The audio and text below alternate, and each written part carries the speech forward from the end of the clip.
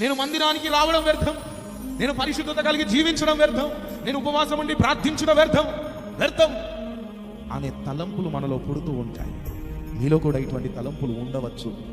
ఏదో ఆచారమును బట్టి క్రైస్తవుణ్ణి కాబట్టి ఆదివారం అలాగ మందిరానికి వస్తున్నాను, కానీ ఆదివారం రావడం వల్ల నాకేదో ఒరుగుతుంది అని నేను అనుకోవట్లేదు. ఎందుకంటే మందిరానికి వెళ్ళడం నా ఆచారం అని మనం అనుకుంటూ ఉంటాం. దినమంతా నాకు బాధ కలుగుతున్నది, కృంగుదల, మానసికమైన ఒత్తిడి, కలవరముల మధ్య మన జీవితాలు ఉన్నాయి. ఆలోచించండి. మీరు కూడా ఎన్నోసార్లు అనుకుంటూ ఉంటారు, విశ్వాసంలో నిరుత్సాహపడిపోతూ ఉంటారు.